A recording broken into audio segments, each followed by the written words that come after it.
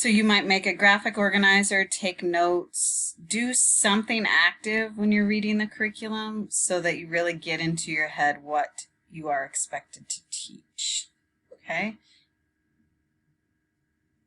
Next.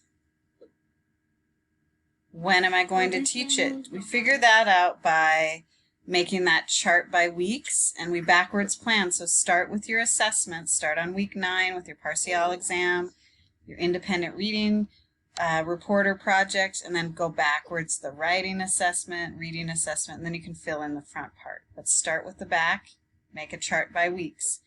For upper school, it's going to be 9 weeks, but for 3rd and 4th grade, 1st and 2nd, the units might be a different amount of weeks, so your curriculum will tell you that. Okay? Then you figure out, how am I going to teach it? That's probably the most, well, I think it's the most important one, where you get to use some creativity. You can use the additional curriculum supports information at the end of your ELA curriculum to help you figure out how you're going to teach it. You can use Google searches to figure out the best ways, engaging ways to teach students.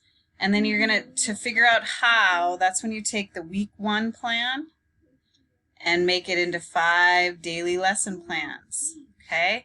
It's really important that each day you have an objective for the day and an assessment. And that might be written in your own words. It's probably not going to come fully from the curriculum, but you want to make real clear to yourself and your students what is the goal for the learning today, and then how will I know they're going to reach that goal? And that can be really informal. And in the additional curriculum supports, it talks a lot about formal and informal assessments. And that's just where you're going to write out your plan, okay? How is it that they're going to learn this thing? And the more specific you can be, the better your days are going to go. Okay?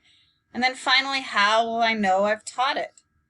Okay? Your assessments should be aligned with the objectives from the unit. And if you're planning in this way, every single thing you do is going to lead you to those assessments. And if you design an assessment that's aligned with the objectives you've taught throughout the whole unit, you're going to have a solid assessment. And then you're going to do some reflecting with your mentor throughout the partial and on your partial reports, which you'll hear more about. And that's the time to reflect on, did I teach this or not? What about the things I've done would I do again, and what things would I change? And because BECA teachers are often, we're changing teachers every year, every 2 years, it's really important that we reflect on our units, what's in the unit, how we taught the unit, how we assessed it, so that we can become more consistent and better each year. So you'll have a chance to reflect on that at the end of each partial and throughout the year with your mentor. Okay? So that is planning ELA, kind of the thought process you'll go through. Remember, our goal here is to avoid midnight panic attacks of, oh my God, what am I going to do tomorrow?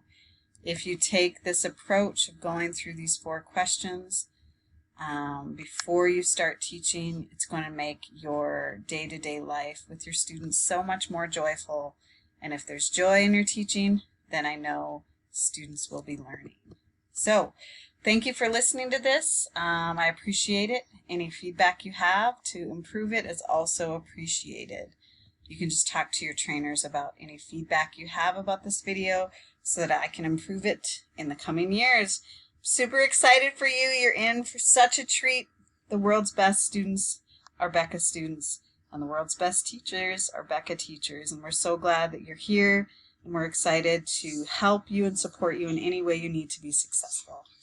Have a great year and start planning early.